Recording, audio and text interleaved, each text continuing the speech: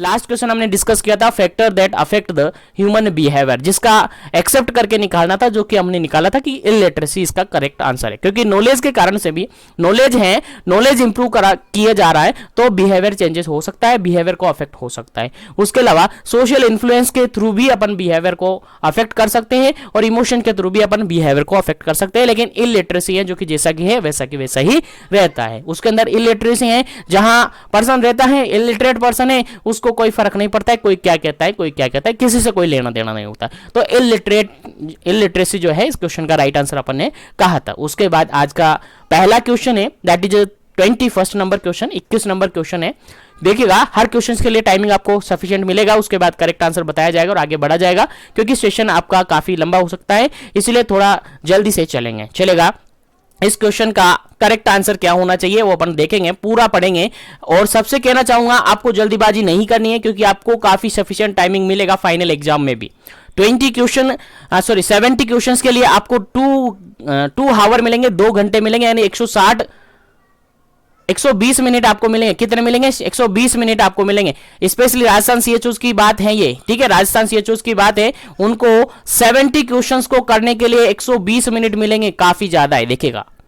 और यही अगर इग्नू की बात करें तो 70 क्वेश्चंस को करने के लिए 180 मिनट मिलते हैं। यार क्या गजब बात है। फिर भी आपको डर लगता है? नहीं, डर को भगा दीजिएगा और क्वेश्चन सेशन में आ जाइएगा। और मैं स्टार्ट करता हूं, लाइक शेयर कर दीजिएगा सेशन को, और सेशन स्टार्ट हो रहा है, चलेगा।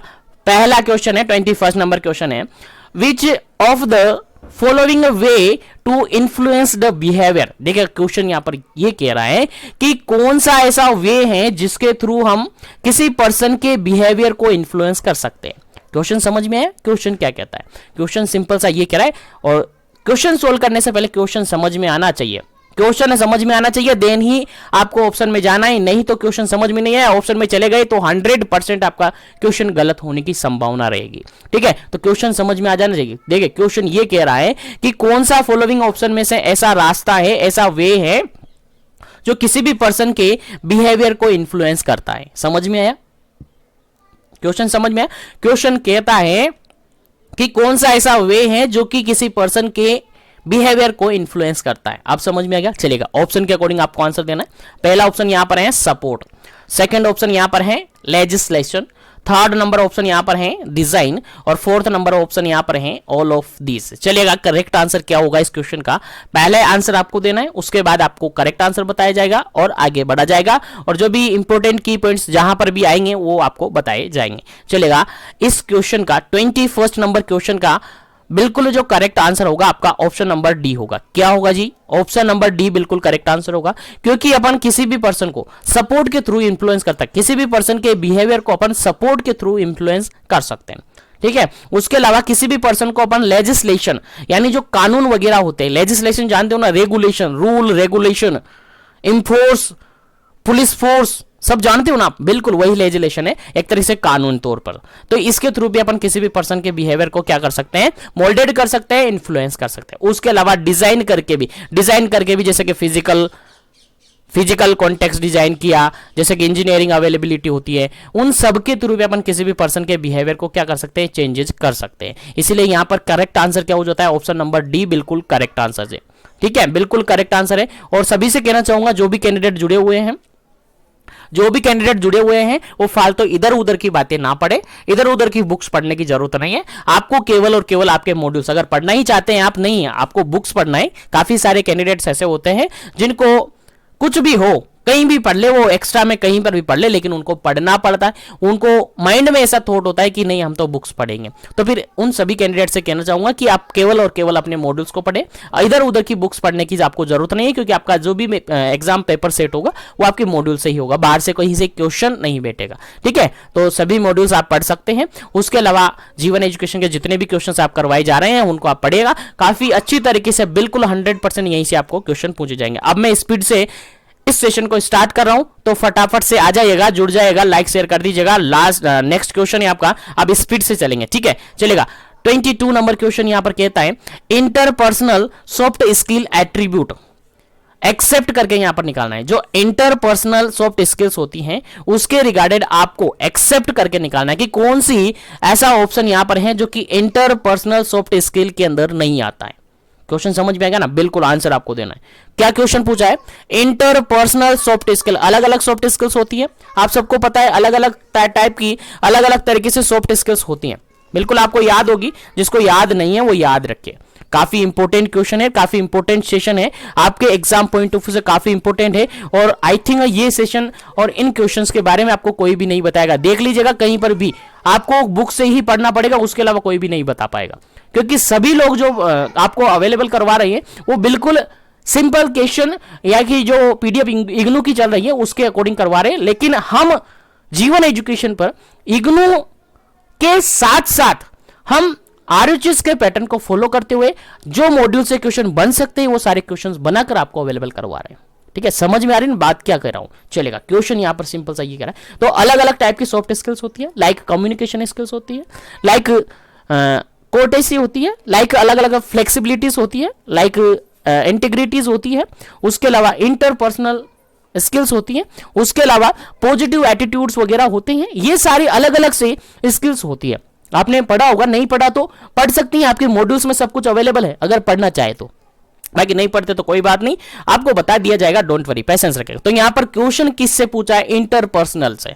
किससे पूछा है? इंटरपर्सनल से। सॉफ्ट स्किल से पूछा है लेकिन इंटरपर्सनल सॉफ्ट स्किल से पूछा है। तो यहां पर क्वेश्चन ये है कि फॉलोइंग ऑप्शन में से कौन सा ऐसा ऑप्शन है जो कि इंटरपर्सनल सॉफ्ट स्किल्स के अंदर नहीं आता है, एक्सेप्ट करके पूछा है। देखिएगा, क्वेश्चन समझ में आ जाएगा, क्वेश्चन समझ में आ जाना चाहिए। नोट और एक्सेप्ट आपको मिल जाए तो फिर बिल्कुल आपको गलत आंसर निकालना है।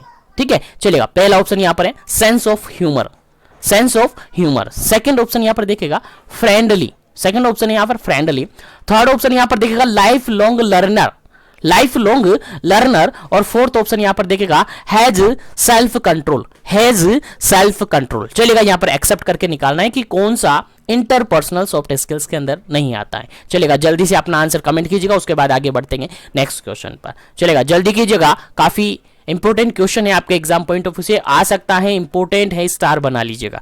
चलेगा, यहां पर अगर अपन देखें, यहां पर अगर इस क्वेश्चन का राइट आंसर अपन देखें तो इस क्वेश्चन का जो राइट आंसर होना चाहिए, क्या होना चाहिए, जल्दी से आप कमेंट कीजिएगा, जल्दी जल्दी कमेंट कीजिएगा ताकि अपन आगे जल्दी जल्दी से बढ़े।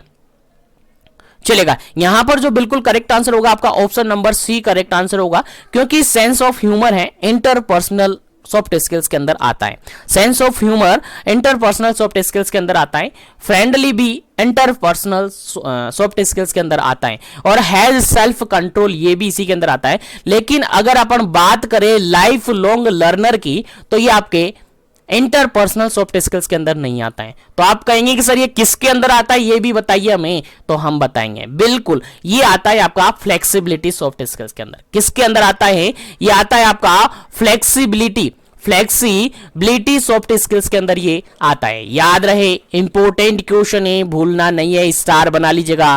क्वेश्चन आपके एग्जाम में एज इट इज पूछा जा सकता है। चलेगा, इसके अलावा भी काफी सारे अलग अलग टाइप से यहां से क्वेश्चन बन सकते हैं। तो एक बार मैं आप सबसे कहना चाहूंगा, एक बार आप मॉड्यूल्स को जरूर से उठाइए और वहां पर 14 नंबर पेज नंबर है आपका, जो 5th ब्लॉक है उसका 14 नंबर पेज है, वहां पर सॉफ्ट स्किल्स दे रखी है, सारे अलग अलग टाइप की सॉफ्ट स्किल्स दे रखी है, उनको एक बार से जरूर से देख लीजिएगा, क्योंकि वहां से आप देख लीजिएगा, वहां से 100% आपके क्वेश्चंस बन सकता है, इसलिए आपको याद होना चाहिए।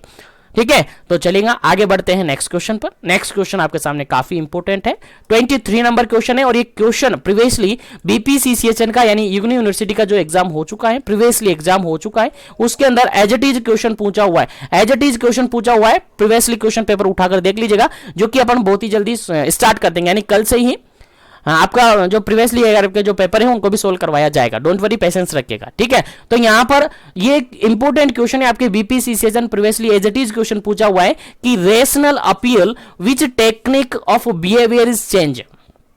ठीक है, यानी बिहेवियर चेंज करने के लिए, बिहेवियर को चेंज करने के लिए ये जो रेशनल टेक्निक अप्लाई जाती है, रेशनल अपील टेक्निक अप्लाई जाती है, वो किसके अंदर आती है, यानी रेशनल अपील किसके अंदर करते हैं, किस टेक्निक के अंदर रेशनल अपील रेशनल अपील करते हैं। रेशनल जानते हो ना, तर्क दे देकर, तर्क दे देकर, तर्क दे देकर। मतलब कि कोई पर्सन है, जैसे कि मान के चलो आप अभी पढ़ रहे हो, आप अभी पढ़ रहे हो और मैं कोई भी चीज आपको समझाता हूं, कोई भी चीज आपको समझाता हूं, तो उसके लिए कुछ रेशनल अपील आपको करता हूं, कुछ रेशनल अपील में आपको करता हूं, और रेशनल अपील कर करके मैं आपको सिखाता हूं, आपके अंदर चेंजेस लाता हूं। समझ में आ गया ना आप क्वेश्चन? अब आंसर बता दीजिएगा, क्योंकि आंसर भी मैंने ही बता दिया। चलेगा, पहला ऑप्शन यहां पर है एजुकेशन, सेकंड ऑप्शन यहां पर है इन्फॉर्मेशन, थर्ड ऑप्शन यहां पर है री इन्फोर्समेंट, और फोर्थ ऑप्शन यहां पर है मोटिवेशन। चलेगा, जल्दी से इस क्वेश्चन का राइट आंसर बताइएगा, क्या इसका करेक्ट आंसर होगा, फिर इसका करेक्ट आंसर आपको बताया जाएगा और आगे बढ़ा जाएगा नेक्स्ट क्वेश्चन पर। जल्दी कीजिएगा, क्या इसका करेक्ट आंसर होगा।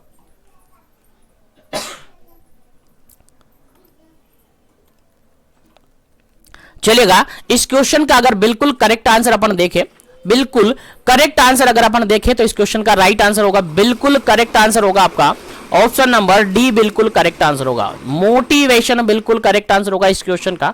क्या होगा? मोटिवेशन बिल्कुल करेक्ट आंसर होगा इस क्वेश्चन का, क्योंकि आपने देखा होगा मोटिवेशन देते हैं,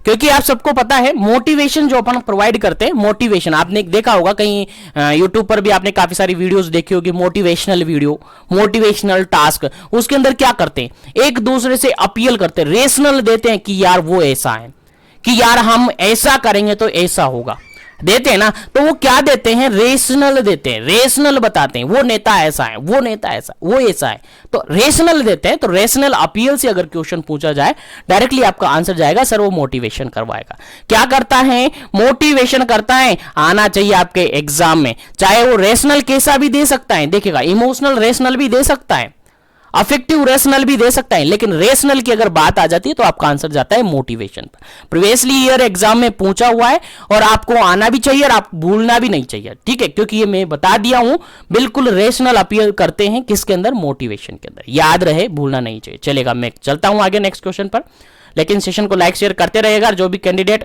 पहली बार विजिट करते हैं सेशन को, वो लाइक शेयर कर दीजिएगा और चैनल को जरूर से सब्सक्राइब कर लीजिएगा, ताकि इसी तरीके से कंटिन्यू सेशन आपको मिलता रहे। चलेगा, नेक्स्ट क्वेश्चन आपका 24 नंबर क्वेश्चन है, और 24 नंबर क्वेश्चन क्या कहता है, देखिएगा, last step in process of problem solving. Problem solving process है, जानते हो प्रॉब्लम सॉल्विंग क्या होती है, प्रॉब्लम क्या होती है, प्रॉब्लम को सोल्व कैसे किया जाता है, प्रॉब्लम सॉल्विंग स्टेप क्या होती है, वो आपको याद होनी चाहिए।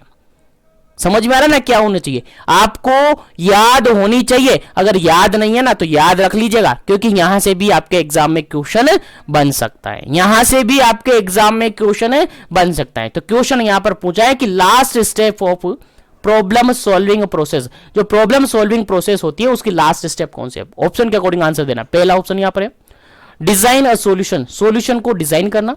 सेकंड ऑप्शन है यहां पर डिफाइन अ प्रॉब्लम, प्रॉब्लम को डिफाइन करना। थर्ड ऑप्शन है यहां पर प्रैक्टिसिंग द सॉल्यूशन, सॉल्यूशन को प्रैक्टिसिंग करना। और फोर्थ ऑप्शन है यहां पर ऑर्गेनाइजिंग द डाटा, डाटा को ऑर्गेनाइज करना। चलिएगा, आंसर आपको बताना है फटाफट से, क्या इसका करेक्ट आंसर होगा। जल्दी कीजिएगा, क्या इसका करेक्ट आंसर होगा, उसके बाद अपन आगे बढ़ेंगे।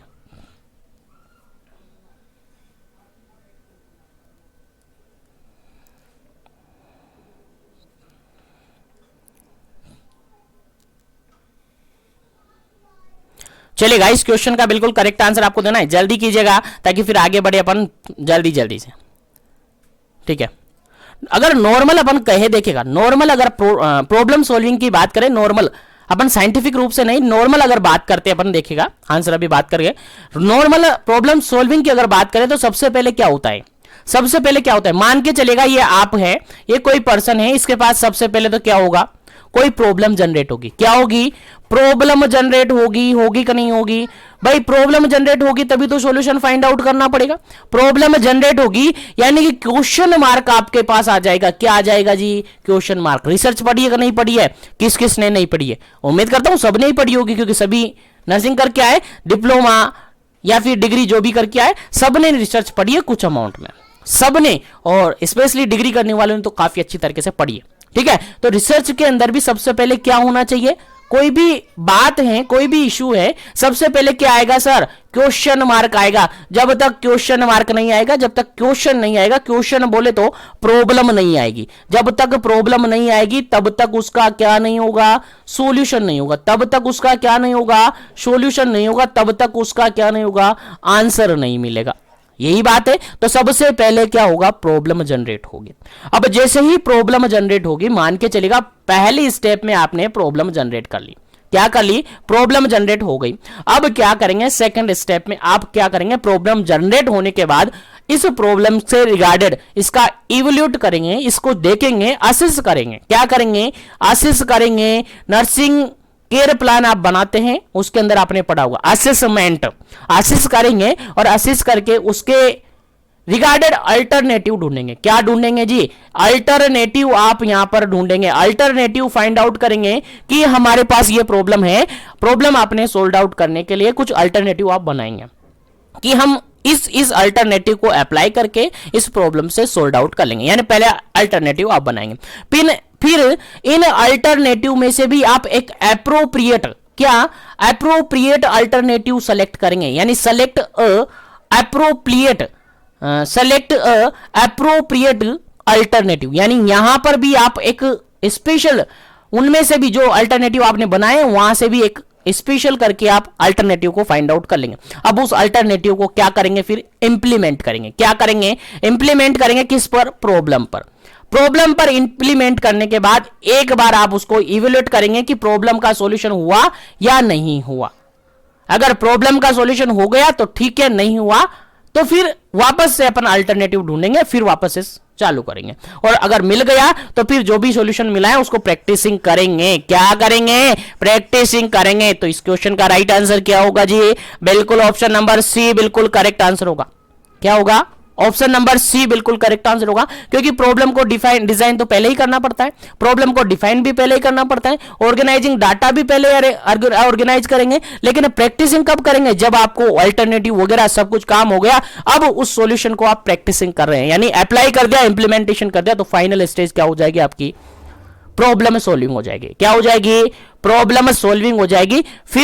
फिर भी इसके रिगार्डेड एक सेपरेट सेशन में आपको छोटा सा अवेलेबल करवा दूंगा, जिसके अंदर आपको बता दिया जाएगा कि प्रॉब्लम कैसे आएगी, प्रॉब्लम को कैसे एलिमिनेट करना है, प्रॉब्लम को कैसे सोल्व करना है, क्या क्या उसके स्टेप्स होगी। चलेगा, उम्मीद करता हूं समझ में आ गया होगा। चलेगा, आगे बढ़ते हैं। नेक्स्ट क्वेश्चन है आपका 25 नंबर क्वेश्चन। 25 नंबर क्वेश्चन क्या कहता है? देखिएगा, 25 नंबर क्वेश्चन कहता है VHSNC स्टैंड फॉर, देखिए फुल फॉर्म आपसे पूछी है, VHSNC का फुल फॉर्म आपसे पूछा है। चलेगा, आंसर आप देना है। ऑप्शन में रिपीट करता हूं। पहला ऑप्शन यहां पर है village health and senior nursing commandant, ठीक है, village health and senior nursing commandant.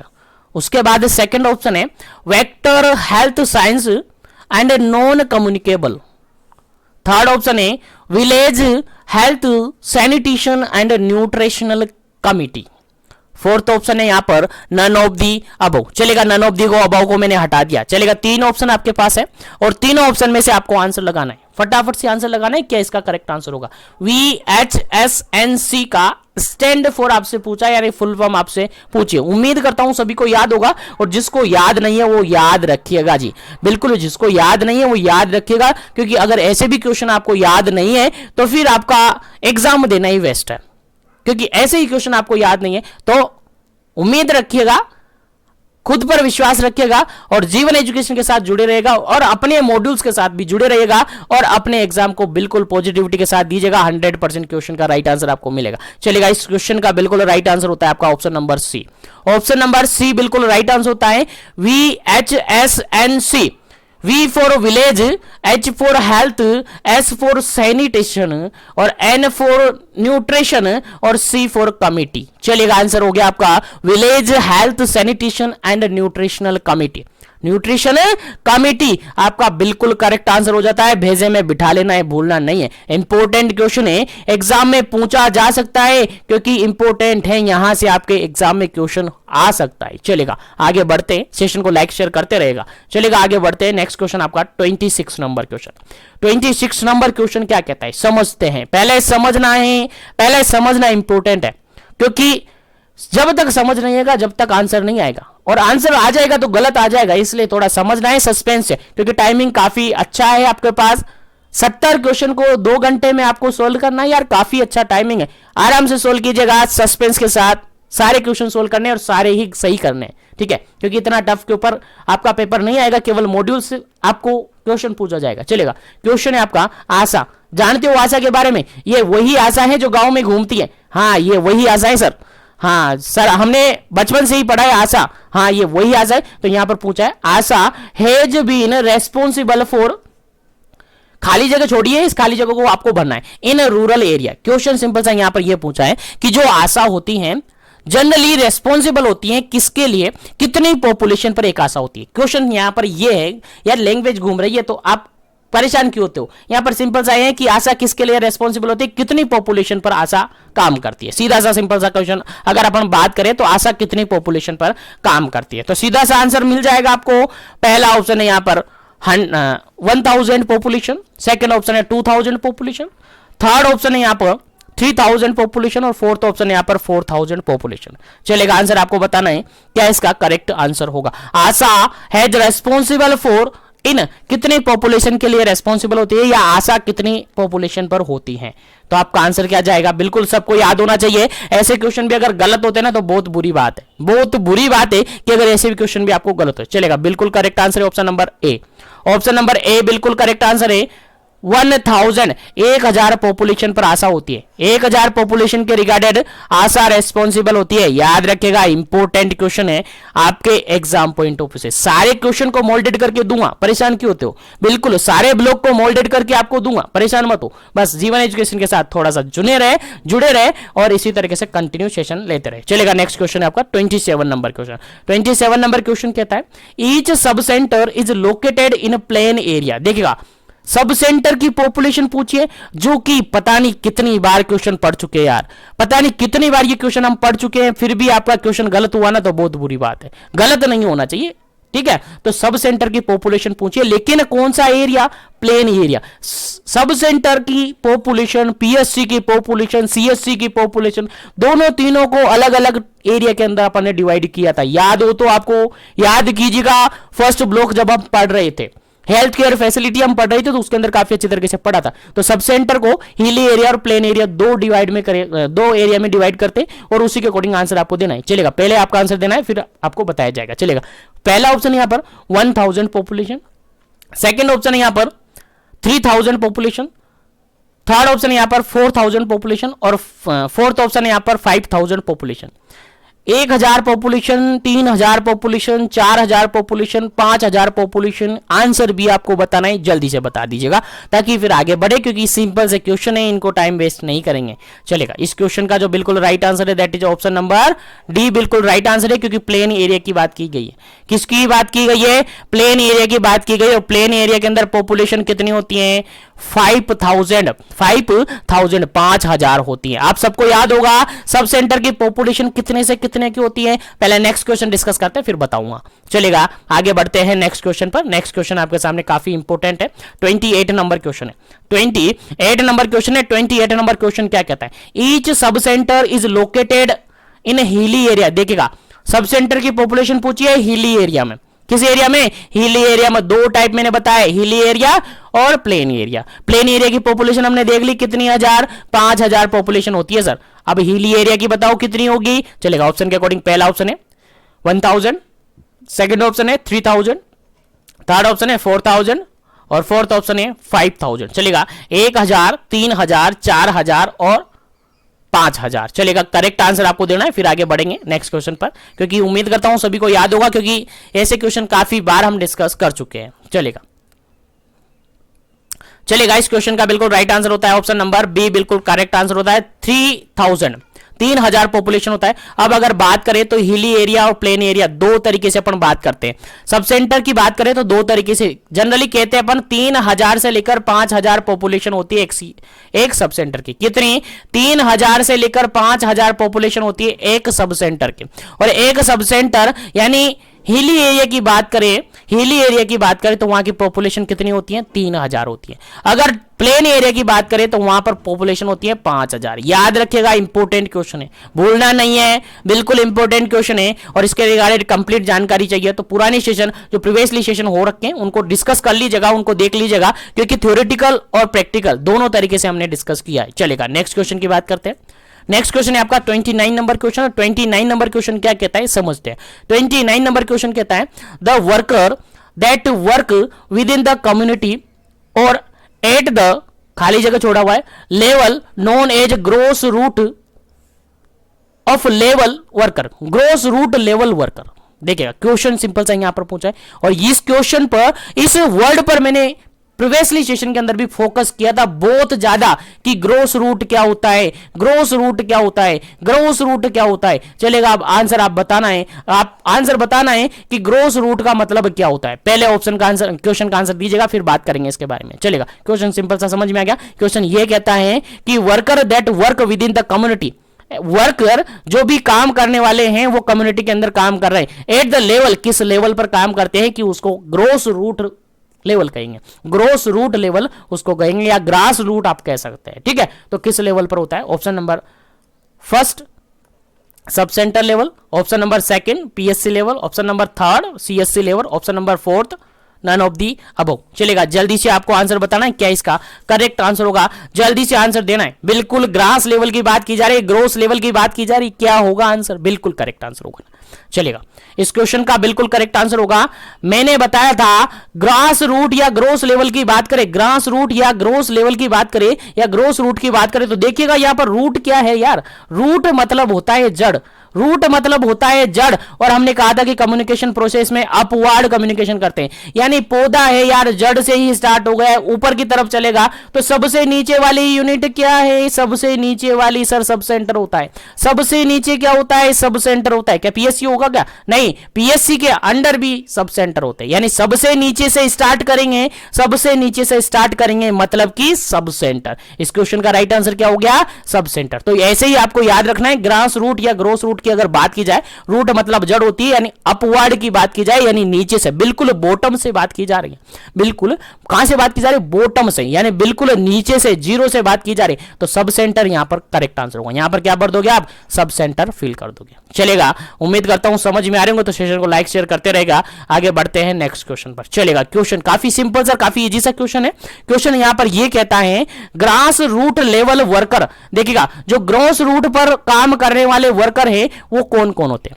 Grass root जो होता है आपका सबसे नीचे वाला रूट होता है, मतलब सब सेंटर की बात की जा रही है यार, कहां की बात की जा रही है? सब सेंटर की बात की जाए तो सब सेंटर पर काम करने वाला वर्कर कौन कौन होता है? आंसर आपको देना है। पहला ऑप्शन यहां पर है आशा होती है, सेकंड ऑप्शन है यहां पर एमपीडब्ल्यू मल्टीपर्पज वर्कर्स होते हैं, सेकंड ऑप्शन है एडब्ल्यूडब्ल्यूएस आंगनवाड़ी वर्कर्स होते हैं, और ऑप्शन नंबर फोर्थ है ऑल ऑफ दी अबव। चलेगा, जल्दी से आंसर बताएगा कि ग्रास रूट पर जो काम करने वाले लोग होते हैं यानी वर्कर्स जो होते हैं वो कौन कौन होते हैं। चलेगा, जल्दी से आपको आंसर देना है, फिर करेक्ट आंसर आपको बताया जाएगा और आगे बढ़ा जाएगा नेक्स्ट क्वेश्चन पर। जल्दी कीजिएगा, क्या इसका करेक्ट आंसर होगा?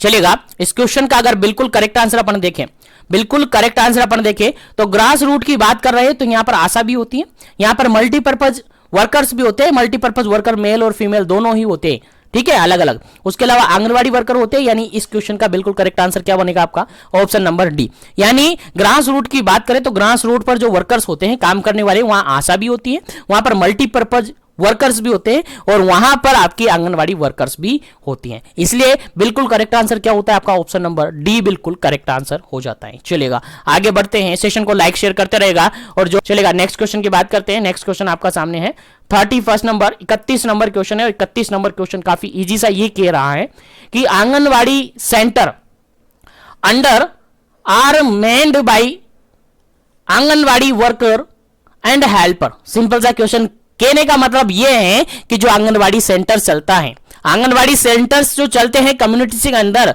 जिनको मैनेज करने का काम करती है आपके आंगनवाड़ी वर्कर्स और उसकी हेल्पर्स, तो ये किसके अंडर चलते हैं, किस स्कीम के अंडर चलते हैं? स्कीम आपको बतानी है। पहला ऑप्शन यहां पर है आईसीडीएस के अंडर चलती है, सेकंड ऑप्शन है यहां पर एनएचएम के अंडर चलता है, थर्ड ऑप्शन यहां पर एनआरएचएम के अंडर चलता है, फोर्थ ऑप्शन यहां पर डब्ल्यूएचओ के अकॉर्डिंग चलता है। चलेगा, आंसर आपको देना है कि जो आंगनबाड़ी वर्कर है, सॉरी आंगनबाड़ी सेंटर्स होते हैं, वो बेसिकली मोस्ट इंपोर्टेंटली क्वेश्चन आपसे एग्जाम में पूछा जा सकता है, इंपोर्टेंट है, स्टार बना लीजिएगा। तो ये किसके अंडर चलता है? आंगनबाड़ी वर्कर जो है या आंगनबाड़ी सेंटर है, किसके अंडर चलता है? आंसर आपको देना है, फटाफट से आंसर दीजिएगा क्या इसका करेक्ट आंसर होगा, फिर आपको आंसर बताया जाएगा और आगे बढ़ा जाएगा नेक्स्ट क्वेश्चन पर। चलेगा, जल्दी कीजिएगा क्या इसका करेक्ट आंसर होगा।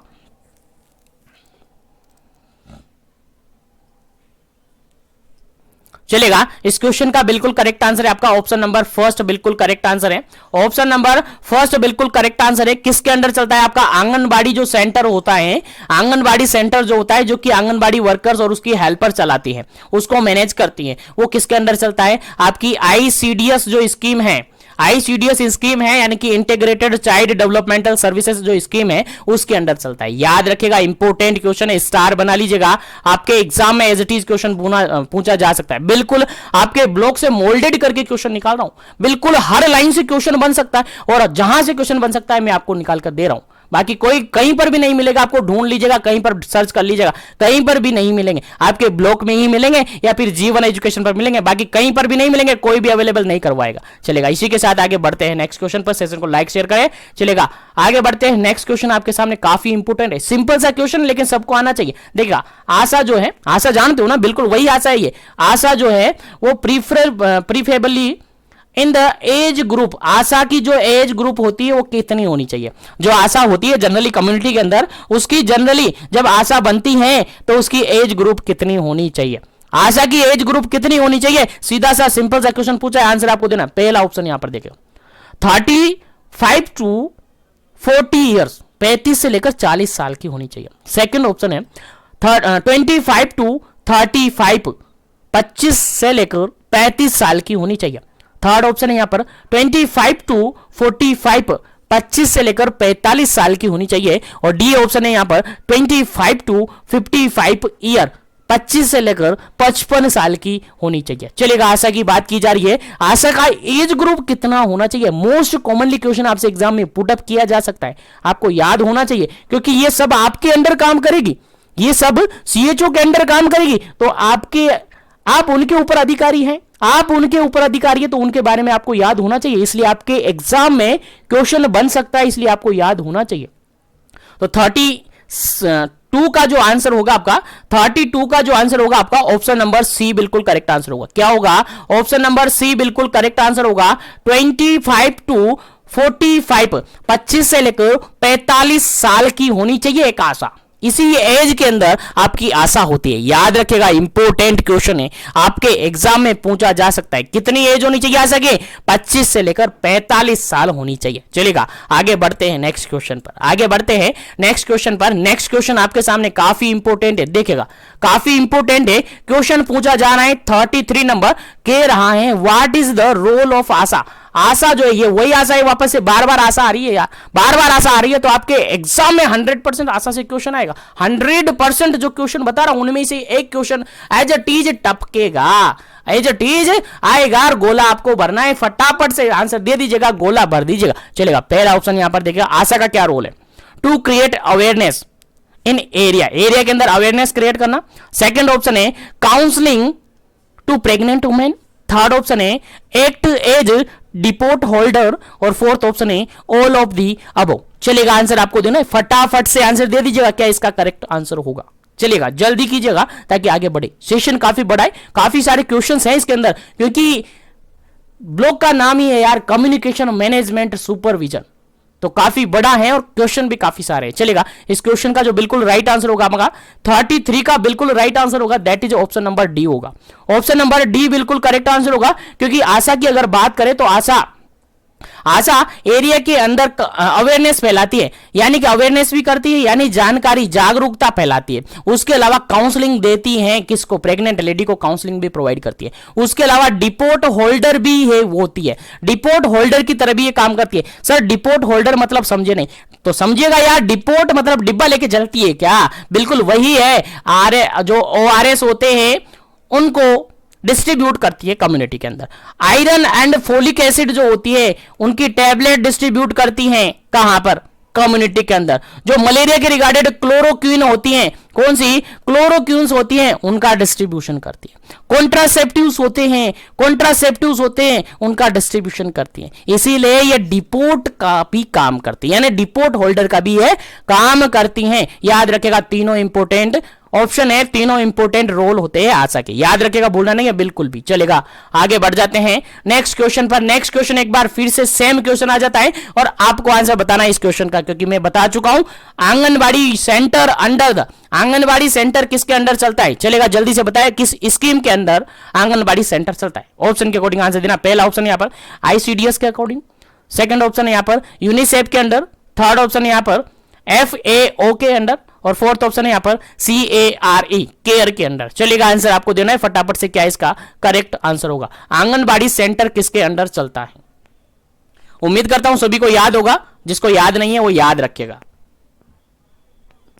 चलेगा इस क्वेश्चन का जो बिल्कुल राइट आंसर होता है आपका ऑप्शन नंबर फर्स्ट बिल्कुल राइट आंसर होता है। आईसीडीएस के अंडर चलता है, आईसीडीएस के अंडर चलता है। अभी थोड़ी देर पहले मैंने बताया था इस क्वेश्चन का करेक्ट आंसर क्या है। आईसीडीएस बिल्कुल करेक्ट आंसर है। इंटीग्रेटेड चाइल्ड डेवलपमेंटल सर्विसेज जो स्कीम है उसके अंदर आपकी क्या चलती है, आंगनबाड़ी सेंटर चलती है, जिसको मैनेज करने का काम कौन करती है, आंगनबाड़ी वर्कर करती हैं और उसकी हेल्पर्स करती है। याद रखिएगा इंपॉर्टेंट है। सहयोगिनी जिनको बोलते हैं, हिंदी में आपने सुना होगा जब आप कहीं ना कहीं ड्यूटी करने गए होंगे एकेडमिक सेशन के अंदर, सहयोगिनी लेकर आपको गई है कहां पर, कम्युनिटी के अंदर प्लस पोलियो की दवा पिलाने गई ना, बिल्कुल हाँ गई है। याद रखेगा, याद रखने के लिए बोल रहा हूं, याद रखने के लिए बोल रहा हूं ताकि आपको याद रहे। चलेगा नेक्स्ट क्वेश्चन है आपका 35 नंबर क्वेश्चन।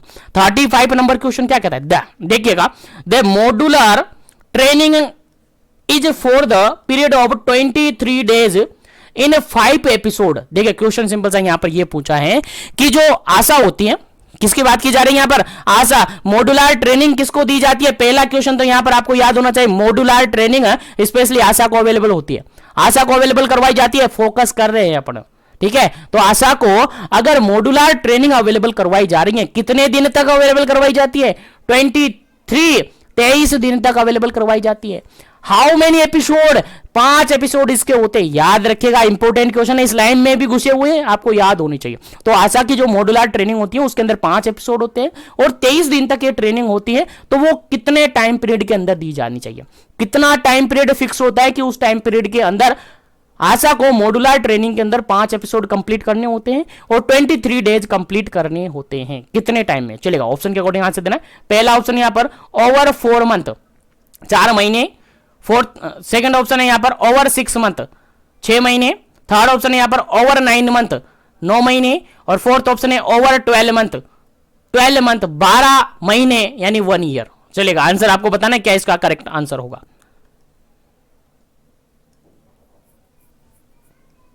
चलिएगा इस क्वेश्चन का अगर बिल्कुल करेक्ट आंसर अपन देखें तो बिल्कुल करेक्ट आंसर होता है इसका ऑप्शन नंबर डी, बिल्कुल करेक्ट आंसर होता है। जो आशा को मॉड्यूलर ट्रेनिंग अवेलेबल करवाई जाती है वो 23 डेज यानी 23 दिन तक करवाई जाती है और 5 एपिसोड में करवाई जाती है। ये ऑल ओवर 1 ईयर के अंदर, कितने टाइम के अंदर, 1 ईयर, 1 साल के अंदर ये करवाई जानी चाहिए। और ऑप्शन में क्या है 12 मंथ, 12 मंथ क्या होता है, 1 ईयर ही होता है। बिल्कुल करेक्ट आंसर हो जाता है आपका इस क्वेश्चन का। चलेगा आगे बढ़ जाते हैं नेक्स्ट क्वेश्चन पर, आगे बढ़ जाते हैं नेक्स्ट क्वेश्चन पर। नेक्स्ट क्वेश्चन आपका 36 नंबर क्वेश्चन है। 36 नंबर क्वेश्चन है, सिंपल सा क्वेश्चन ये कहता है एमपीडब्ल्यू, एमपीडब्ल्यू बोले तो क्या, एमपीडब्ल्यू बोले तो मल्टीपर्पज वर्कर्स, मल्टीपर्पज वर्कर्स हैं MPW. Are the health worker that are posted at, देखिएगा क्वेश्चन सिंपल सा ये पूछा है कि जो मल्टीपर्पज वर्कर्स होते हैं कहां पर पोस्टेड होते हैं, मल्टीपर्पज वर्कर कहां पर पोस्टेड होते हैं। मेल और फीमेल 2 होते हैं यहां पर, तो ये कहां पर पोस्टेड होते हैं, कहां पर काम करते हैं, कहां पर जॉब करते हैं।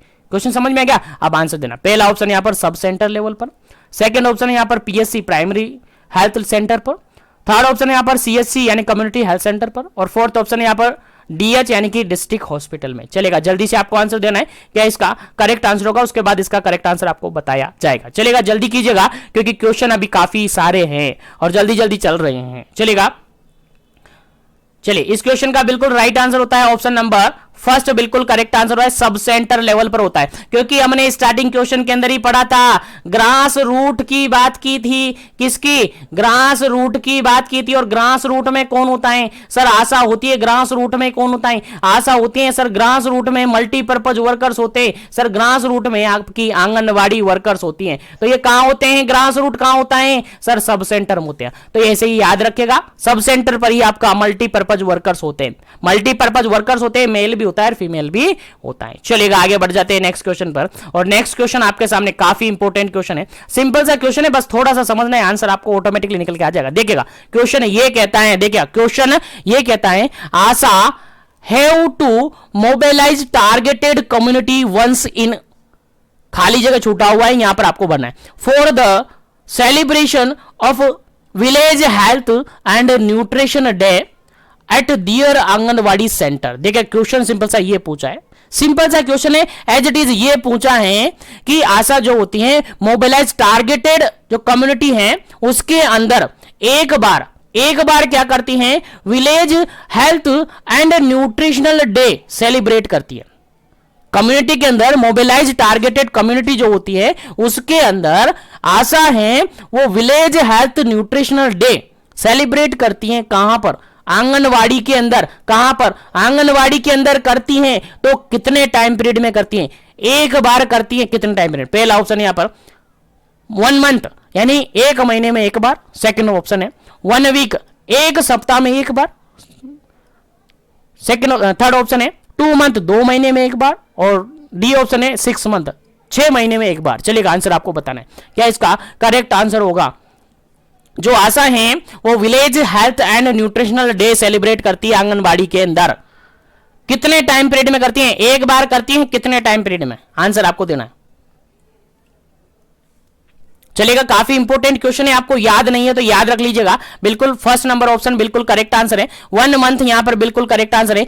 एक महीने के अंदर एक बार जो आशा है वो सेलिब्रेट करती है आंगनबाड़ी के अंदर village health and nutritional day. याद रखिएगा, इंपॉर्टेंट क्वेश्चन है, आपको याद होना चाहिए। बिल्कुल आपका ब्लॉग मोल्डेड कर दिया है मैंने, बिल्कुल मोल्डेड करके निकाल दिया है। चलेगा नेक्स्ट क्वेश्चन की बात करते हैं, काफी इंपॉर्टेंट क्वेश्चन है। और 38 नंबर क्वेश्चन कहता क्या है, देखिएगा, the concept of multipurpose health worker male and female was introduce as per the recommendation. देखिएगा क्वेश्चन सिंपल सा यहां पर यह दिया है कि फॉलोइंग ऑप्शन में से कौन सी कमिटी के अंडर मल्टीपर्पज हेल्थ वर्कर का कॉन्सेप्ट दिया गया है। मल्टीपर्पज हेल्थ वर्कर का कॉन्सेप्ट दिया था सबसे पहले किस कमिटी के अंडर ऐसा हुआ था, कमिटी पूछा है। चलेगा पहला ऑप्शन यहां पर देखेगा, पहला ऑप्शन यहां पर है बोर कमिटी, सेकंड ऑप्शन यहां पर है Kartar Singh committee, third option यहां पर है चड्डा कमिटी, फोर्थ ऑप्शन यहां पर है श्रीवास्तव कमेटी। चलेगा, क्या इसका करेक्ट आंसर होगा, जल्दी से आपको आंसर बताना है, फिर आगे बढ़ेंगे अपन नेक्स्ट क्वेश्चन पर, क्योंकि यहां से इंपॉर्टेंट क्वेश्चन है, स्टार बना लीजिएगा, आपके एग्जाम में पूछा जा सकता है। और मैं बता दूं इस ब्लॉक से ये मान के चलेगा आपके एग्जाम में 8 से 10 क्वेश्चन एज इट इज पूछे जा सकते हैं, एज इट इज पूछे जा सकते हैं, लाइन भी चेंज नहीं होगी, बस कंसंट्रेशन के साथ बने रहेगा। चलेगा बात करते हैं इस क्वेश्चन की, तो इस क्वेश्चन का जो बिल्कुल करेक्ट आंसर होगा वो होगा ऑप्शन नंबर आपका सेकंड, ऑप्शन नंबर बी बिल्कुल करेक्ट आंसर होगा। करतार सिंह कमेटी के अंदर मल्टीपर्पज हेल्थ वर्कर का कॉन्सेप्ट दिया गया था। याद रखें, मेल फीमेल मल्टीपर्पज यानी एमपीडब्ल्यू, एमपीडब्ल्यू जो है मल्टीपर्पज हेल्थ वर्कर की बात की जा रही है, तो वो करतार सिंह कमेटी के अंदर इंट्रोड्यूस किया गया था कंसेप्ट। याद रखेगा, मेल और फीमेल दोनों का इंट्रोड्यूशन यहां पर किया गया था। चलिएगा आगे बढ़ते हैं नेक्स्ट क्वेश्चन पर, उम्मीद करता हूं याद रह रहे होंगे, उम्मीद करता हूं आपको याद हो गए होंगे। चलिएगा नेक्स्ट क्वेश्चन की बात करते हैं, 39 नंबर क्वेश्चन है, और 39 नंबर क्वेश्चन क्या कहता है, देखिएगा, the concept of multipurpose health worker male and female was introduce. अब बताओ, आंसर बताओ, आप सबको पता चल गया। करतार सिंह कमेटी के अंदर, करतार सिंह जो कमेटी थी उसके अंदर आपको मल्टीपर्पज यानी एमपीडब्ल्यू मल्टीपर्पज हेल्थ वर्कर का कंसेप्ट दिया गया था। अब ये बताओ कि कब दिया गया था, ईयर आपसे पूछा है, फटाफट से आंसर दीजिएगा, क्या इसका करेक्ट आंसर होगा। ऑप्शन फर्स्ट है 1970 के अंदर, सेकंड ऑप्शन है 1973 के अंदर, थर्ड ऑप्शन है 1974 के अंदर, फोर्थ ऑप्शन है 1975 के अंदर। चलेगा, जल्दी से इसका करेक्ट आंसर बताइएगा क्या इसका करेक्ट आंसर है। यानी करतार सिंह कमेटी के अंदर, करतार सिंह कम्युनिटी के अंदर मल्टीपर्पज यानी एमपीडब्ल्यू जो वर्कर हैं उनको इंट्रोड्यूस किया गया था, उनका कॉन्सेप्ट दिया गया था, तो कब दिया गया था। चलेगा, बिल्कुल करेक्ट आंसर इसका ऑप्शन नंबर सी बिल्कुल करेक्ट आंसर है। 1974 के अंदर दिया था, 1974 के अंदर दिया था, 1974 के अंदर दिया गया था। याद रखिएगा, इंपॉर्टेंट क्वेश्चन है, 1974 बिल्कुल करेक्ट आंसर है। चलेगा, आगे बढ़ते हैं। सेशन को लाइक शेयर करते रहेगा, जो भी कैंडिडेट नए जुड़ रहे हैं चैनल को सब्सक्राइब करते रहेगा ताकि सभी तक सेशन ऑटोमेटिकली पहुंच जाए। नोटिफिकेशन बेल आइकन को भी ऑल कर लीजिएगा ताकि नोटिफिकेशन उनके पास पहुंच जाए। और जो भी कैंडिडेट इन सभी क्वेश्चंस को एक साथ पढ़ना चाहता है वो मिशन एजुकेशन ऐप पर जरूर से एक बार विजिट करे, वहां पर सारा अपडेट किया हुआ है। चलेगा, नेक्स्ट क्वेश्चन की बात करते हैं। नेक्स्ट क्वेश्चन यहां पर है 40 नंबर क्वेश्चन है।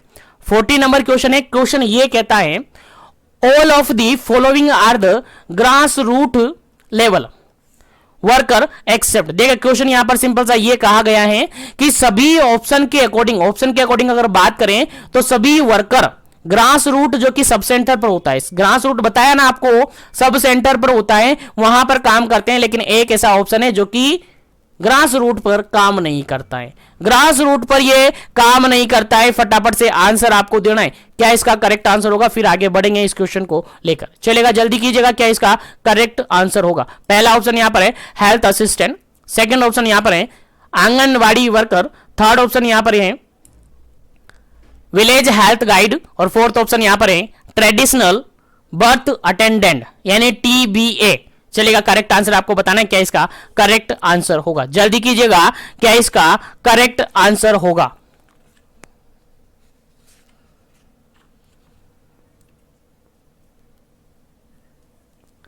चलेगा, इस क्वेश्चन का अगर बिल्कुल करेक्ट आंसर की अगर हम बात करें तो यहां पर अगर बात करें तो आंगनवाड़ी तो होती है, आप सबको पता है आंगनवाड़ी वर्कर्स तो होती है, आशा वगैरह होती है, उसके अलावा अदर हेल्थ वर्कर्स होते हैं लाइक विलेज हेल्थ गाइड यहां पर होता है, उसके अलावा ट्रेडिशनल जो बर्थ अटेंडेंट है वो भी यहां पर होती हैं, लेकिन जो हेल्थ असिस्टेंट है वो यहां पर अवेलेबल नहीं होती है। हेल्थ असिस्टेंट है वो यहां पर अवेलेबल नहीं होती है, इसलिए इस क्वेश्चन का राइट आंसर क्या होता है आपका ऑप्शन नंबर ए बिल्कुल करेक्ट आंसर हो जाता है। चलेगा, उम्मीद है समझ में आ गया होगा। तो इसी के साथ आगे बढ़ते हैं नेक्स्ट क्वेश्चन पर। नेक्स्ट क्वेश्चन आपका है 41 नंबर क्वेश्चन, और 41 नंबर क्वेश्चन क्या कहता है देखिएगा, समझने की कोशिश कीजिएगा, पूरी बात बिल्कुल 100% दे रहा हूं मैं आपको कितना लेना है वो आपके ऊपर है। चलेगा, MPW male work should mainly focused on. देखिएगा, एमपीडब्ल्यू की बात की जा रही है कि मल्टीपर्पज वर्कर जो है उसके अंदर भी स्पेशली किसकी बात की जा रही है, मेल की। मल्टीपर्पज वर्कर मेल जो है वो वर्क करता है मेनली फोकस, किस पर फोकस करता है, मल्टीपर्पज वर्कर मेल। आंसर देना है ऑप्शन के अकॉर्डिंग। पहला ऑप्शन है यहां पर prevention and control of communicable disease, communicable disease को प्रिवेंट करना और उसको कंट्रोल करना। सेकंड ऑप्शन है प्रिवेंटिव हेल्थ केयर प्रोवाइड करना। थर्ड ऑप्शन है स्कूल हेल्थ सर्विसेज प्रोवाइड करना। फोर्थ ऑप्शन है ऑल ऑफ दी अबव। चलेगा, जल्दी से आपको आंसर देना है क्या इसका करेक्ट आंसर होगा। चलेगा, जल्दी से आपको आंसर देना है क्या इसका करेक्ट आंसर होगा। जल्दी कीजिएगा, क्या इसका करेक्ट आंसर होगा। 41 नंबर क्वेश्चन का करेक्ट आंसर क्या होगा। चलेगा, इस क्वेश्चन का बिल्कुल करेक्ट आंसर होगा आपका ऑप्शन नंबर डी बिल्कुल करेक्ट आंसर होगा। क्या होगा, ऑप्शन नंबर डी बिल्कुल करेक्ट आंसर होगा, क्योंकि मल्टीपर्पज मेल की बात की जा रही है, मल्टीपर्पज वर्कर मेल की बात की जा रही है जो कि प्रिवेंशन करता है और कंट्रोल करता है कम्युनिकेबल डिजीज के रिगार्डेड। उसके अलावा प्रिवेंटिव हेल्थ केयर प्रोवाइड करता है, उसके अलावा स्कूल हेल्थ सर्विसेज भी प्रोवाइड करता है। याद रखिएगा, इंपॉर्टेंट क्वेश्चन है आपके एग्जाम पॉइंट ऑफ व्यू से। चलेगा, मैं आगे बढ़ता हूं नेक्स्ट क्वेश्चन पर, क्योंकि क्वेश्चन काफी सारे सोल्व करने हैं, काफी सारे क्वेश्चन अभी रिमेनिंग है। चलेगा, नेक्स्ट क्वेश्चन है आपका, नेक्स्ट क्वेश्चन है 42 नंबर क्वेश्चन, 42 नंबर क्वेश्चन है। और 42 नंबर क्वेश्चन कहता है ANM work should mainly focus on. जो एएनएम होती है, एएनएम जानते हो ना कौन होती है एएनएम, बिल्कुल सब जानते होंगे। एएनएम होती है ऑक्सिलरी नर्स मिडवाइफ। क्या होती है, ऑक्सिलरी नर्स मिडवाइफ होती हैं। फुल फॉर्म की अगर बात करें तो ऑक्सिलरी नर्स मिडवाइफ होती हैं। Work should be mainly focused on, किस पर फोकस करती हैं, कौन सा काम करती हैं एएनएम। क्वेश्चन सिंपल सा पूछा है कि एएनएम का काम यहां पर पूछा है, फटाफट से एएनएम का काम बता दो। पहला ऑप्शन यहां पर maintenance of record and register, register और रिकॉर्ड को मेंटेन करने का काम करती हैं। सेकंड ऑप्शन है इम्यूनाइजेशन करने का काम करती हैं। थर्ड ऑप्शन है आईयूडी इंसर्जन का काम करती है। फोर्थ ऑप्शन है ऑल ऑफ द अबव का काम करती है। चलेगा, क्या इसका करेक्ट आंसर होगा? फटाफट से आंसर दीजिएगा, फिर आगे बढ़ते हैं। चलेगा, जल्दी कीजिएगा। एएनएम क्या काम करती हैं? ऑक्सिलरी नर्स मिडवाइफ हैं, जो कि किस पर फोकस करती हैं? आंसर आपको देना है, जल्दी कीजिएगा। क्या इसका करेक्ट आंसर होगा? फिर आगे बढ़ेंगे अपन नेक्स्ट क्वेश्चन पर। चलेगा, यहां पर अगर बात करें तो ऑप्शन नंबर डी बिल्कुल करेक्ट आंसर है, क्योंकि अगर एएनएम की बात करें, ऑक्सिलरी नर्स मिडवाइफ की बात करें, तो ये रजिस्टर और रिकॉर्ड दोनों ही मेंटेन करने का काम करती हैं। इम्यूनाइजेशन तो स्पेशली इनका काम होता ही है, आरआई करवाती रहती है, रेगुलर इम्यूनाइजेशन करवाती रहती है, रूटीन इम्यूनाइजेशन करवाती रहती है। उसके अलावा स्पेशल सर्विस प्रोवाइड करती है ये आईयूडी इंसर्शन, आईयूडी इंसर्शन करवाती है आपकी एएनएम। ठीक है, तो एएनएम भी आपकी आईयूडी इंसर्शन करवाती है। याद रखेगा, इंपोर्टेंट क्वेश्चन है, आपके एग्जाम में पूछा जा सकता है आईयूडी इंसर्शन से लेकर। तो इस क्वेश्चन का राइट आंसर क्या होता है आपका? ऑप्शन नंबर डी बिल्कुल करेक्ट आंसर है, क्योंकि तीनों ही काम ये करवाती है। चलेगा, आगे बढ़ते हैं नेक्स्ट क्वेश्चन पर। नेक्स्ट क्वेश्चन है आपका 43 नंबर। नेक्स्ट क्वेश्चन है आपका 43 नंबर, और 43 नंबर क्वेश्चन क्या कहता है? देखिएगा, IUD insertion at sub centre level is done by. देखिए, क्वेश्चन सिंपल सा यहां पर यह पूछा है, आईयूडी इंसर्शन होता है। पहला क्वेश्चन तो यहां पर यह पूछा जाता है आपसे कि आईयूडी इंसर्शन जो करवाया जाता है किस लेवल पर करवाया जाता है। ऑप्शन में मिलेंगे आपको sub centre, PSC, CSC, district hospital, सब मिलेंगे। आपको बताना है क्या है कि सर सभी लेवल पर करवाते हैं, और अगर ऑप्शन ना मिले तो सब सेंटर पर तो करवाते। तो सब सेंटर भी आपको याद होना चाहिए कि सब सेंटर पर भी क्या होती हैं? आईयूडी इंसर्जन करवाई जाती है। कौन करवाती हैं, कौन करती हैं, वो आपसे पूछा है, आंसर आपको देना। पहला ऑप्शन यहां पर देखा, ऑक्सिलरी नर्स मिडवाइफ यानी एएनएम, आपकी जो एएनएम मैडम होती है वो करवाती है। सेकंड ऑप्शन है यहां पर मल्टीपर्पज वर्कर एमपीडब्ल्यू, मेल करवाता है। सेकंड ऑप्शन है यहां पर मल्टीपर्पज वर्कर फीमेल करवाता है, और ऑप्शन नंबर ए एंड सी करवाता है। चलेगा, जल्दी से आपको आंसर देना है, क्या इसका करेक्ट आंसर होगा? आईयूडी इंसर्जन सब सेंटर लेवल पर कौन करवाता है? आंसर देना है फटाफट से, क्या इसका करेक्ट आंसर होना चाहिए? क्या इसका करेक्ट आंसर होता है? चलेगा, जल्दी कीजिएगा, क्या इसका करेक्ट आंसर होगा? चलेगा, इस क्वेश्चन की बात करें तो इस क्वेश्चन का बिल्कुल करेक्ट आंसर है आपका option number D. Option number D बिल्कुल करेक्ट आंसर है, क्योंकि यहां पर अगर बात करें तो एएनएम तो करवाती है। आपको थोड़ी देर पहले मैंने बताया कि एएनएम तो क्या करवाती है? आईयूडी इंसर्जन करवाती है। उसी के साथ अगर एएनएम नहीं है तो ऐसी कंडीशन में यहां पर मल्टीपर्पज वर्कर फीमेल करवाती है, मेल नहीं करवाता है। याद रहे, मेल नहीं करवाता है, फीमेल करवाती है। क्या करवाती है? फीमेल करवाती है आईयूडी इंसर्शन। तो यहां पर क्या क्वेश्चन का राइट आंसर हो गया? Option number D.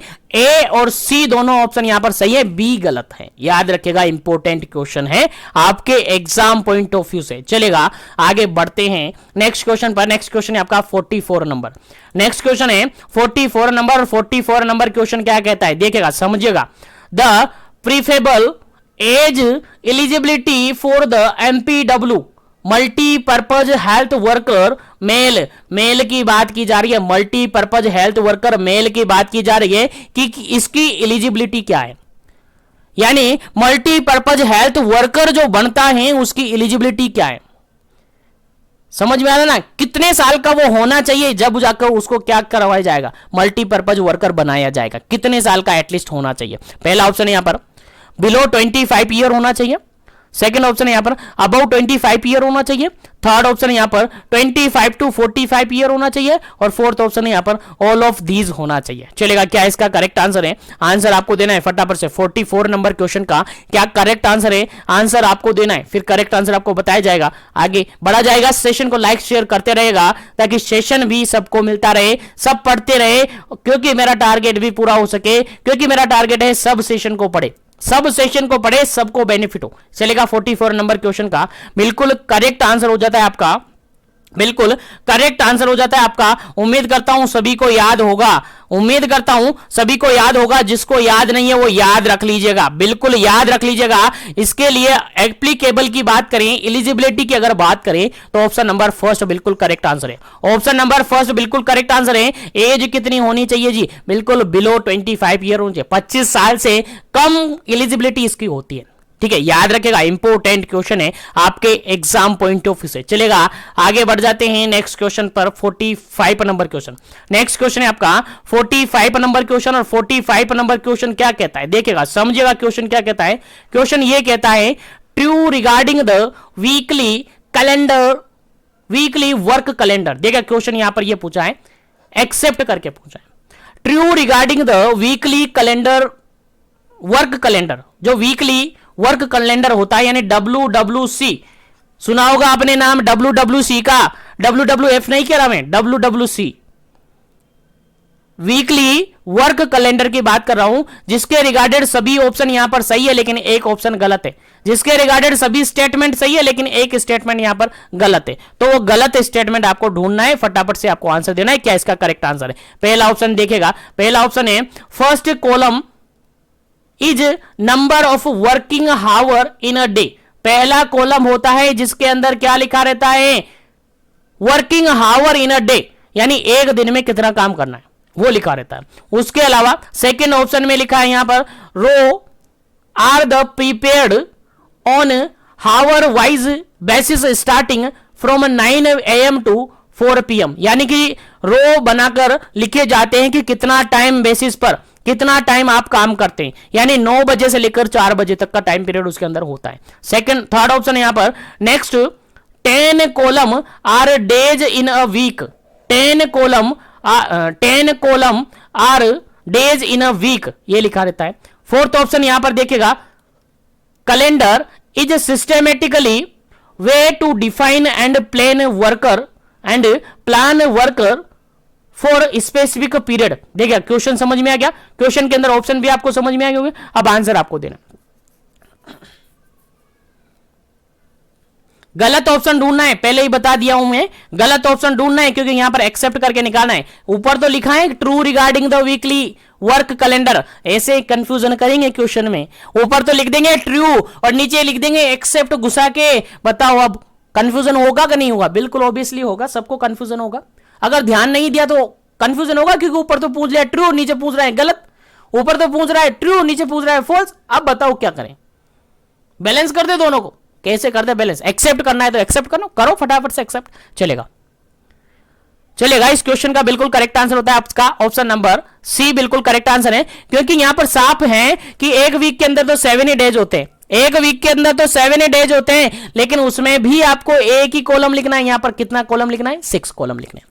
कितने कॉलम लिखने हैं? 6 कॉलम होते हैं, यहां 10 कॉलम नहीं होते। पहला ऑप्शन देखिएगा, first column is number of working hour, बिल्कुल सही है। पहला कॉलम आप उठाकर देखिएगा एक बार, अपने आपके पास मॉड्यूल्स हैं उसको उठाकर देखिएगा, उसके 22 नंबर पेज पर है ये क्वेश्चन, और ये जो ब्लॉक है एक टेबल इंडेक्स बनी होगी उसको देखिएगा एक बार से, वहां पर आपको इज इट इज मिलेगा कि उसके अंदर कितने कॉलम बने हुए हैं और क्या क्या उसके अंदर मेंशन है, आपको देखना पड़ेगा अगर याद रखना है तो सबसे पहला जो कॉलम होता है उसके अंदर लिखा रहता है डे टाइमिंग, क्या डे टाइमिंग लिखा रहता है, और एक साइड पे लिखा रहता है संडे छोड़कर मंडे ट्यूसडे वेडनेसडे, और एक तरफ लिखा रहता है, इस तरफ देखिएगा मैं बता दूं, इस तरफ तो लिखा रहता है संडे मंडे वाला, मंडे ट्यूसडे वाला, और इस तरफ लिखा रहता है आपका टाइमिंग 9 PM से लेकर 4 PM तक ये होता है।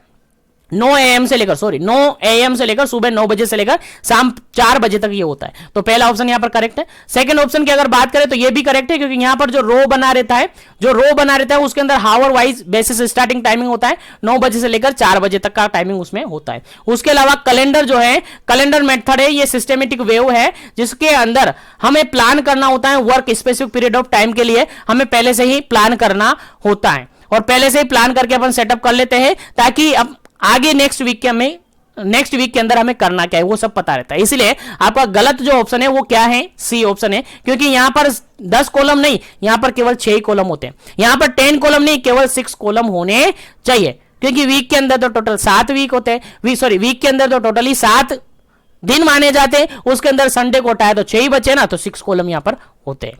समझ में आ गया ना? बिल्कुल, संडे को छोड़ के बाकी को यहां पर कॉलम बना देते तो 6 कॉलम यहां पर होते। Option number C correct answer है। चलेगा, नेक्स्ट क्वेश्चन की बात करें। नेक्स्ट क्वेश्चन आपके लिए काफी इंपोर्टेंट है, स्टार बना लीजिएगा, काफी इंपोर्टेंट है। चलेगा, following are the member of VHSNC, VHSNC। चलेगा, पहले तो इसकी फुल फॉर्म आप मुझे बताइएगा कि क्या है इसकी फुल फॉर्म है। मुझे लगता है सब भूल गए, सभी भूल गए होंगे। VHSN क्या है, भूलना नहीं है, याद रखना है। क्या है? Village health sanitation nutritional committee है। Village health sanitation nutrition committee है। इसके मेंबर्स कौन कौन होते हैं, क्वेश्चन ये पूछा है। Following are the members of the VHSNC, except करके निकालना है। फिर से यहां पर एक्सेप्ट डाल दिया और एक्सेप्ट जहां डल गया वहां भेजे में कचरा भर गया, तो कचरा नहीं भरना है, आपको समझ में आना चाहिए क्वेश्चन। क्वेश्चन यहां पर यह है कि फॉलोइंग सभी ऑप्शन है जो कि VHNC के मेंबर्स हैं, लेकिन एक ऐसा ऑप्शन है जो कि गलत है। अब वो गलत ऑप्शन आपको ढूंढना है, फटाफट से ढूंढ लीजिएगा क्या इसका करेक्ट आंसर, फटाफट से ढूंढ लीजिएगा क्या इसका करेक्ट आंसर होगा। चलेगा,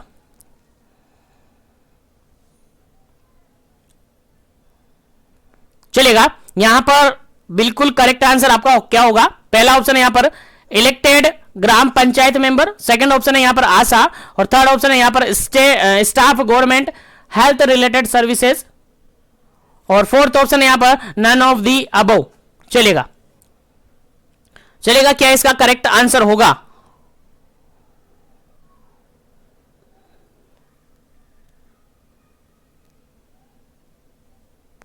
चलेगा, यहां पर ये क्वेश्चन थोड़ा सा मिसप्रिंट है, इसको अपन बाद में सोल्व करें। इसके अंदर क्या है एक्चुअली में, या तो एक्सेप्ट हटा दूं मैं, या तो एक्सेप्ट यहां से हटा दूं, या फिर यहां पर ऑल ऑफ दीज अबव कर दूं। ठीक है, तो यहां पर ये क्वेश्चन थोड़ा मिसप्रिंटिंग है, इस क्वेश्चन को अपन बाद में देखते हैं। मेंशन कर लीजिएगा 46 नंबर क्वेश्चन है, उसको अपन बाद में नेक्स्ट क्लास के अंदर डिस्कस करेंगे इस क्वेश्चन को। ठीक है, इस क्वेश्चन को थोड़ा सही करके फिर किया जाएगा।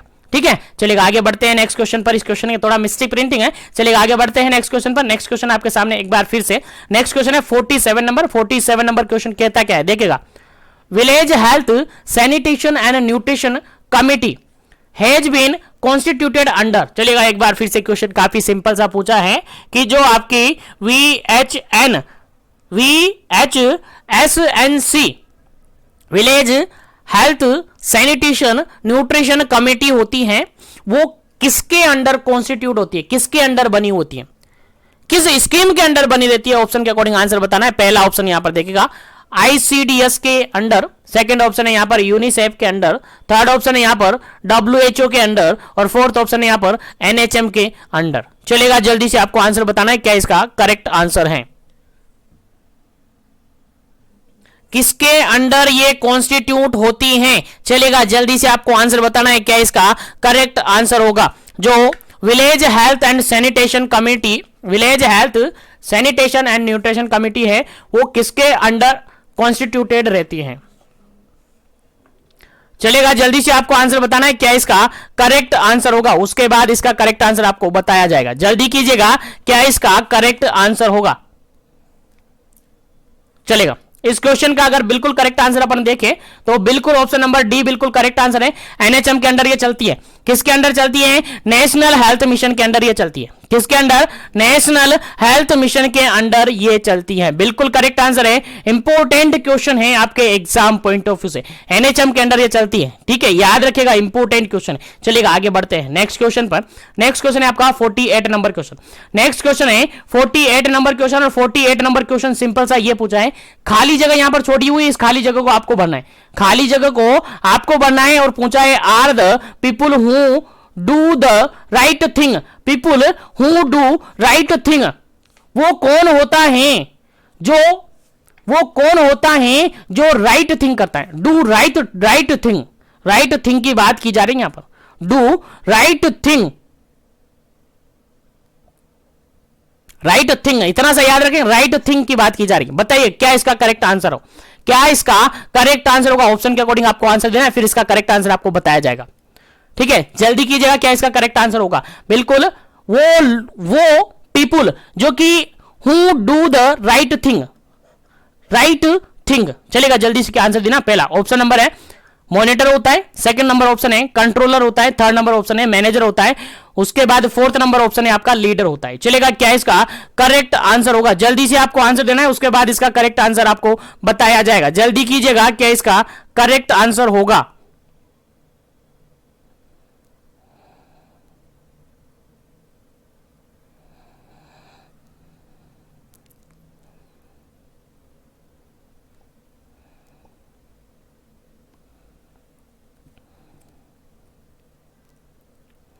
चलेगा। इस क्वेश्चन का अगर बिल्कुल अपन राइट आंसर की बात करें, बिल्कुल राइट आंसर की अगर बात करें तो इस ऑप्शन का मैनेजर, लीडर, चार ऑप्शन यहां पर हो गए। चारों ऑप्शन में से अगर बिल्कुल राइट आंसर की बात करें तो बिल्कुल राइट आंसर होगा आपका ऑप्शन नंबर डी, बिल्कुल राइट आंसर होगा।